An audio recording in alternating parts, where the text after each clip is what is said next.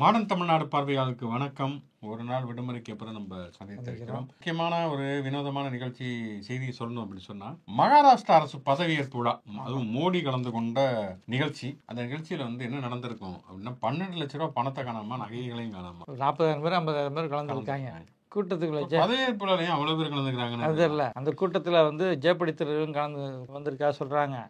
கூட்டத்துக்குள்ளே ஜெயப்படி திருவிழா அதுதான் சொல்றேன். அந்த கூட்டமே மொத்தமா ஜெயப்படி திருவிழா கூட்டமா இல்ல கூட்டத்துக்குள்ள வந்தாங்கன்னு தெரியல, அவங்களே தொண்டர்களான்னு தெரியல. கிட்டத்தட்ட 12 லட்சம் ரூபாய்க்கு அளவுக்கு அடிச்சுட்டு போயிருக்காங்க. 12 லட்ச ரூபாய் போறேன் நாங்க, அதுவே வரல.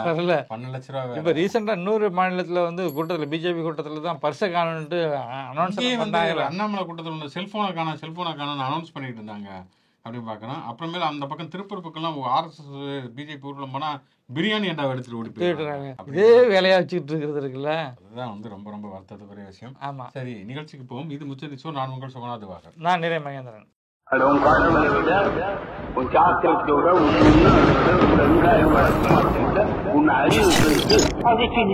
ஒரு வாரமாக மீண்டும் மீண்டும் பேசப்பட்ட விஷயம் இப்போதைக்கு தற்காலிகமாக முடிவுக்கு வந்திருக்கிறது அப்படின்னு சொல்லலாம். விடுதலை சிறுத்தைகள் கட்சியினுடைய துணை பொதுச் செயலாளராக இருக்கும் ஆதவ் அர்ஜுனா, அவர் 6 மாதங்கள் கட்சியிலிருந்து இடைநீக்கம் செய்யப்பட்டிருக்கிறார். விடுதலை சிறுத்தைகள் கட்சியினுடைய தலைவர் தொல் திருமாவளவன் அதிகாரப்பூர்வமாக அறிவித்திருக்கிறார். லெட்டர் பேர்ல அறிவிச்சிருக்காரு. ஆக்சுவலா ஆதவ் அர்ஜுனா நியமனத்துக்கு பிறகு அவரு உருவாக்குன அந்த அரசியல் சர்ச்சைகளா இருக்குல்ல, திரும்ப திரும்ப திமுக விடுதலை சிறுத்தைகள் அப்படிங்கிறதுக்கு எதிரெதிர் நிலைக்கு கொண்டு போற ஸ்டேட்மெண்ட் இருக்குல்ல, தொடர்ச்சியா நம்ம பார்க்கிறோம். இந்த எதிர்நிலைப்பாடு அவங்க கட்சி அணிகளையே சோர்வடைய வைக்கிறது, 2 மனநிலைக்கு கொண்டு போற நெருக்கடி உருவானது. வழக்கமா எல்லாரும் வைக்கிற விமர்சனம் தான். திருமாவளவன் மீதான ஆளுமையை சந்தேகிக்கிறது, குறைத்து மதிப்பிடுவது அப்படிங்கிற கட்டத்துக்கு சொல்லிட்டாரு. எங்க கூட்டணி நிர்பந்தம்லாம் ஒன்றும் கிடையாது, நான் அந்த விழாவில் கலந்து கொள்ள விரும்பவில்லை அப்படிங்கிறது ஆதவர்ஜுனா கேட்டாரு. நீங்க போயிட்டு வாங்க அப்படின்னு சொன்னேன் அப்படின்னு சொல்றாரு. மறுபடி அவருக்கு ஏதோ நிர்பந்தம் இருக்க மாதிரியே திருப்பி பேசுவது, ஆதவர்ஜுனாவும் பேசுவது, விஜயும் பேசுவதுங்கிறது அவரை இழிவுபடுத்துவது. அதாவது அவருக்கு சுய சிந்தனையே இல்லை, அவர் யாருடைய கட்டுப்பாட்டில் இருக்கிறார் அப்படிங்கிற மாதிரியே மைண்ட் அப்படிங்கிறது. அப்புறம் திமுக கூட்டணி கட்சிகளை கட்டுப்படுத்துதுங்கிற ஒரு குற்றச்சாட்டு வைக்கிறது இருக்குல்ல,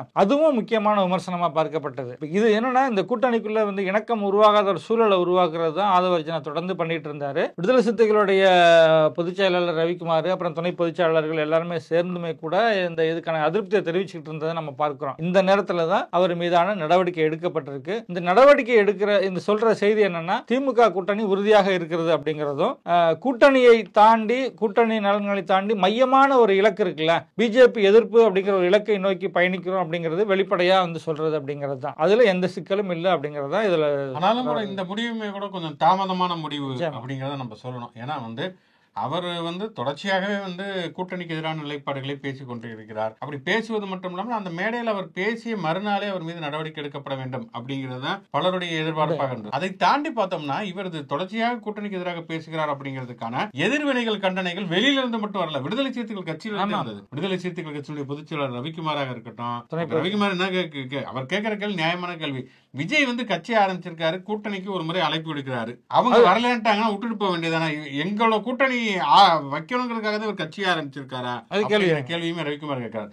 ரவிக்குமாராக இருக்கட்டும், அல்லது ஆளூர் சானவாசாக இருக்கட்டும், துணை பொதுச் செயலாளராக இருக்கக்கூடிய வன்னியரசாக இருக்கட்டும், SS பாலாஜியாக இருக்கட்டும், சிந்தனை செல்வனாக இருக்கட்டும், அத்தனை பேருமே ஆதவர்ஜுனா மீது கடுமையான விமர்சனங்கள் அப்படிங்கிறத நம்ம பார்க்கிறோம். அப்படிப்பட்ட சூழல்ல தான் வெளியில இருந்து இவ்வளவு கண்டனங்கள், உள்ள இருந்து இவ்வளவு எதிர்ப்புகள் வந்ததற்கு பிறகு தொல் திருமாவளவர்கள் இந்த முடிவை எடுத்திருக்கார். அதுவும் கூட நேற்று பார்த்தோம்னா அந்த விழாவுக்கு மறுநாள் ஆனந்த விடுமுறையுடைய புத்தக வெளியீட்டு விழா கிளாஸ், அதுலயுமே அவர் கோடிட்டு காட்டி பேசுகிறார். வெளியில கேட்கிறப்பயுமே அவர் என்ன சொல்லுகிறார் அப்படின்னு சொன்னா, ஆதவர்ஜுனா என்கிட்ட கேட்கிறாரு இந்த நிகழ்ச்சிக்கு நான் போலாமான்னு கேட்கிறப்ப, அவருமே ஒரு ஒருங்கிணைப்பாளர் ஒருவர்னால சரி நீங்க போயிட்டு வாங்க, ஆனால் அங்க அம்பேத்கரை பத்தி பேசுங்க, அரசியலை பத்தி அதிகமா பேசுவேன் சொல்லி அனுப்பினேன் அப்படின்னு சொன்னதுக்கு பிறகு தலைவருடைய பேச்சை கட்டுப்பாட்டை மீறி தான் அவர் பேசியிருக்கார் அப்படிங்கிறது அதுல தெரிய வரக்கூடிய ஒன்று. நீங்க அப்படின்னா அடுத்த நாள் நடவடிக்கை எடுத்திருக்கணும். இவ்வளவு எதிர்ப்புகள் வந்த பிறகு, கூட்டணி கட்சிகள் இருந்து எதிர்ப்பு வந்த பிறகு, சொந்த கட்சியில இருந்து எதிர்ப்பு வந்த பிறகு உடனடியாக நடவடிக்கை எடுத்திருக்கணும். அடுத்தடுத்து செய்தியாளர் சந்திப்புலையுமே கூட நாங்க விசாரித்து அதுக்கப்புறம் முடிவு சொல்லுவோம்னாரு. அது ஒரு ஜனநாயகபூர்வமான நடவடிக்கை தான். இன்னொரு ஒரு தலித் அல்லாத ஒருத்தர் துணை பொதுச் செயலாளர் இருக்காரு, உடனடியாக அவர் மீது நடவடிக்கை எடுக்க முடியாது, அடுத்தடுத்து நாங்க கூடி பேசுவோம் அப்படின்னு இருக்காரு. சரி, ஓகே, தாமதமாக இருந்தாலுமே கூட இது ஒரு சரியான நடவடிக்கை அப்படின்னு தான் சொல்லலாம். இதுக்கப்புறம் ஆதவர்ஜுனா என்ன பண்ணுவார்? 6 மாதங்கள் அவர் இடைநீக்கம் செய்திருக்கிறார்கள் அப்படிங்கிறதுனால அமைதியாக இருந்து தன்னுடைய போக்கை மாற்றிக்கொள்வாரா, அல்லது விஜய் கட்சியில போய் ஐக்கியமாவாரா பார்க்கலாம். ஆக்சுவலா இப்ப ஆதவ அர்ஜுனாவோட இந்த ஸ்டேட்மெண்டோ இல்ல விடுதலை சிறுத்தைகள் கட்சி எதிர்நிலைக்கு நிறுத்துறது என்னன்னு கேட்டீங்கன்னா, தேர்தல் இந்த கூட்டணி தொடர்ந்து நீடிக்கிற பட்சத்துல தேர்தல் நேரத்துல வந்து நெருக்கடி உருவாடும், அணிகளுடைய இணக்கத்துல ஒரு நெருக்கடி உருவாகிறதுக்கு வாய்ப்பு இருக்கு. திரும்ப திரும்ப திமுக விமர்சனம் வைத்துக்கிட்டு திமுக அணிகளோட வேலை செய்வது அப்படிங்கிறதுக்கான கீழ்மட்ட அணிகள்ல வந்து அதிருப்தி நிலவிச்சுன்னா அது இவங்களோட வெற்றி வாய்ப்பையும் பாதிக்கும் அப்படிங்கிறது களத்துல உள்ளவங்க சொல்ற விஷயம். அதையும் திரும்ப உணர வேண்டிய கட்டத்துல இருக்கிறார் அப்படிங்கறதா இந்த நீக்கம்ங்கிறது. நீங்க சொல்ற மாதிரி அவரை எந்த கட்டத்துக்கு கொண்டு போய் நிறுத்துங்கிறது தெரியல. எனக்கு தெரிஞ்சு கண்டிப்பா வந்து தமிழக வெற்றி கழகத்துல விஜய் ஆதவர்ஜனாவை சேருகிற மாதிரியான முயற்சியில் ஈடுபட்டால் கூட தவிர்த்து விடுவதுதான் அவருக்கு நல்லது, அவருடைய கட்சியுடைய எதிர்காலத்துக்கு நல்லது. ஏன்னா விடுதலை சிறுத்தைகள் சேர்ந்த அத்தனை ஆற்றல் மிக்கவர்கள் அனுபவம் மிக்கவர்கள் எல்லாம் கூட அமைதியா இருக்கிறப்ப முந்தானத்துக்கு சேர்ந்து அந்த கட்சியை கேப்சர் பண்ண முயற்சிப்பது அப்படிங்கிற ஒரு முயற்சியில் இருக்கக்கூடிய ஒரு சுயநலமிக்க ஒருவர் அவர் வந்து விஜய் கட்சியில சேர்ந்தாரு சொன்னா விஜய் தூக்கி விழுங்கி ஏப்ப விட்டு போயிடுவார் அப்படிங்கிறது யதார்த்தமான ஒரு விஷயம். ஓகே, இன்றைக்கு அதே மாதிரி வந்து ஒரு பரபரப்பாக பேசப்படக்கூடிய விஷயம், தமிழ்நாடு சட்டமன்றத்தில் நிறைவேற்றப்பட்டிருக்கக்கூடிய அந்த டங்ஸ்டன் சுரங்கத்திற்கு எதிரான ஒரு தீர்மானம் கிட்டத்தட்ட ஏகமனதாக நிறைவேற்றப்பட்டது அப்படின்னு சொல்லலாம். பிஜேபி பொறுத்த வரைக்கும் அது வந்து வழக்கண்ணில வெண்டைக்காய தேய்ச்ச மாதிரி தான் நிலைப்பாட்டை எடுத்திருக்காங்க. நயனா நாகேந்திரன்ட்ட தமிழ்நாடு ஒரு நேரடியாக இருக்காரு. எதிர்க்கிறேன்னு சொல்றீங்களா ஆதரிக்கிறீங்கன்னு சொல்றீங்களா அப்படின்னு கேட்டா கருப்பாவும் இல்ல சிகப்பாவும் இல்ல, ஒரு மஞ்சள் கலர்ல புளு கலர் சட்டை போட்டிருக்காருங்கிற என்னன்னா வெளியில ஒரு நிலைப்பாடு உள்ளுக்குள்ள நிலைப்பாடுங்கிறது தான். பிஜேபி பொறுத்தளவுக்கு வெளியில ஒரு அரசியல் நிலைப்பாடு உள்ளுக்குள்ள ஒரு அரசியல் நிலைப்பாடு தான் நம்ம பார்க்கிறோம்.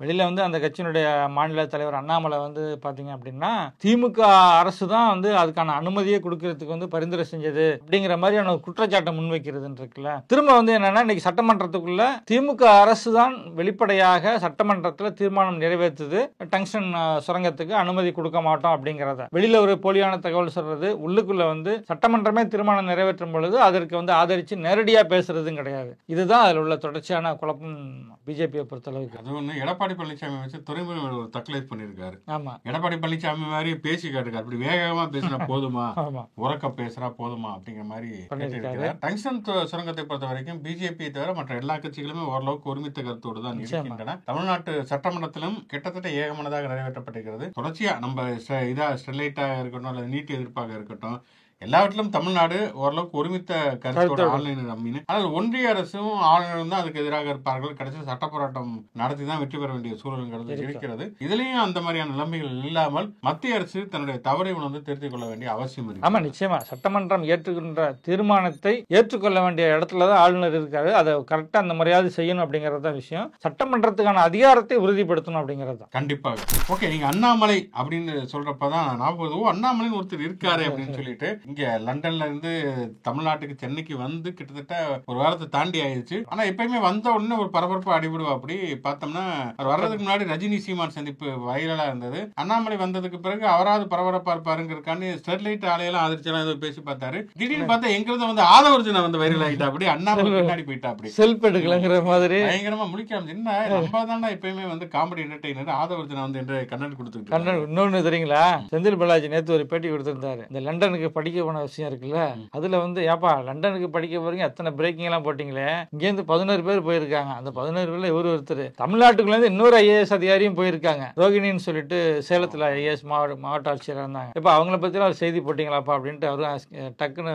பாலை போட்டாருன்னு வச்சுக்கோங்களேன். 10-11. ஆனா இங்க கொடுத்த பில்டப் வந்து இவரா போய் அதை தனியா படிக்க போய் தமிழ்நாட்டை மாத்த போறதா வந்து பில்டப் கொடுத்தது இருக்குல்ல. நம்மள மறந்துடுவாங்களோ அப்படின்ட்டு அப்பப்ப ஏதாவது ஒண்ணு நீங்க சொன்ன மாதிரி செந்தில் பாலாஜியுமே விளக்கம் கொடுத்திருந்தார். அந்த அதானி முதல்வர் சந்திப்புங்கிறது நடக்கவே கிடையாது.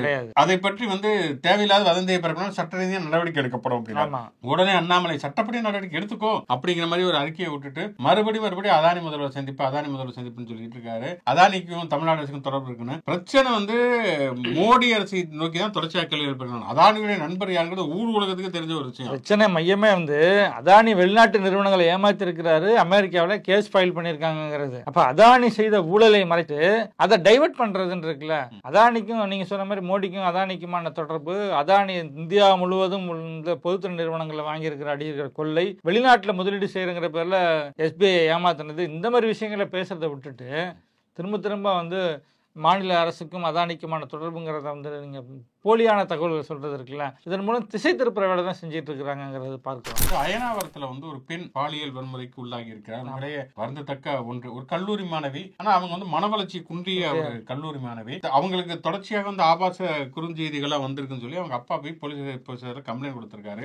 கம்ப்ளைண்ட் கொடுத்துட்டு வந்து சரி நீங்க வந்து இப்போதைக்கு விசாரிக்க வேணாம், அவங்களுக்கு செமஸ்டர் நடக்குது, ஆனா அந்த பொண்ணு சாதாரண பொண்ணாலும் இருந்தாலும் பரவாயில்ல, மனநிலை குன்றிய பெண் அப்படிங்கிறதுனால உடனடியாக அவங்களை வந்து எதிர்கொள்வதற்கான சிரமங்கள் இருக்கிறதுனால இது பண்ணிருக்காங்க. ஆனா அதுக்கப்புறமே பார்த்தா அந்த பெண்ணுக்கு உடல் ரீதியான மாற்றங்கள் இருக்கு. அதுக்கப்புறம் விசாரிச்சு பார்த்தா அதிர்ச்சியடைய கூட தகவல் வந்திருக்கிறது. அந்த பெண்ணுடைய தோழியே வந்து 2-3 நண்பர்களிடம் வந்து அவங்களை பாலியல் வன்முறைக்காக உள்ளாக்குவதற்கு உதவி செய்திருக்கிறார்கள். 4-5 மாணவர்கள் தனிப்படை அமைச்சு அதுக்கப்புறம் கைது செய்யப்பட்டிருக்கிறார்கள் அப்படிங்கிறது தகவல். இதே அயனாவரத்துல தான் வந்து ஒரு சிறுமி வந்து பாலியல் வன்முறைக்கு உள்ளாக்கப்பட்டார் ஒரு அபார்ட்மெண்ட்ல எடப்பாடி பழனிசாமி ஆட்சி அப்படிங்கிறது நமக்கு தெரியும். அதை வைத்து ஒரு படமே கார்கிங்கிற ஒரு திரைப்படமே அதை தழுவி வந்து என்னன்னா இதை வந்து கிட்டத்தட்ட தனிப்படை அமைச்சு தெரிவிட்டு இருக்காங்க. அதிகபட்ச தண்டனை என்னவோ அதை நம்ம வாங்கி கொடுக்கணுங்கிறதுல மாற்று கருத்தே கிடையாது. ஆனா இதன் மூலம் ஒட்டுமொத்தமா அரசின் மீதான குற்றச்சாட்டா மாத்துறது. அண்ணாமலை என்னன்னா அவங்களை விடுவிச்சுட்டாங்கட்டாரு. அவங்க குற்றச்சாட்டவங்க போலீஸ் நடவடிக்கை எடுக்கிறாங்க. அதனால காவல்துறையில இருந்து அறிக்கை கொடுத்திருக்காங்க. தேவையில்லாமல் இப்படியான பொய் செய்திகளை பரப்ப வேண்டாம் அப்படிங்கறதுமே